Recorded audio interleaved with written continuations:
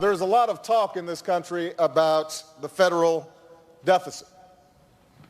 And I think it's important for us to talk about that, but I think we should talk more about another deficit, what I call the empathy deficit.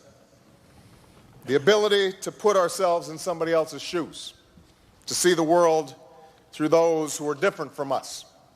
The child who's hungry, the laid-off steel worker, the immigrant woman who's cleaning up your dorm room.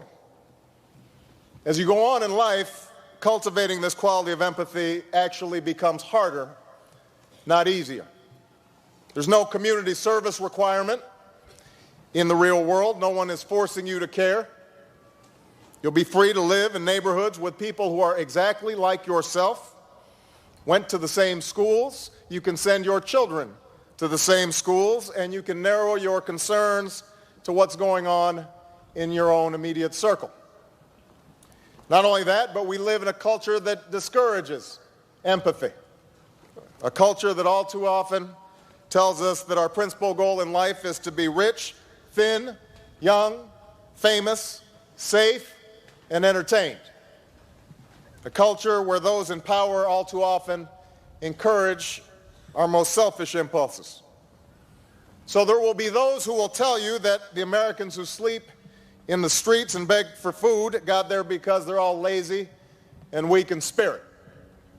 That the inner city children who are trapped in dilapidated schools can't learn and won't learn, and so we should give up on them entirely. That the innocent people being slaughtered and expelled from their homes on the other side of the globe are somebody else's problem to care for. I hope you don't listen to this. I hope you choose to broaden and not contract the ambit of your concern. Not because you have an obligation to those who are less fortunate, although you do have that obligation. Not just because you have a debt to pay for those who help to get you where you are, although I do think you have that debt, but rather because you have an obligation to yourself. Because what I've found in my life is that my individual salvation depends on our collective salvation.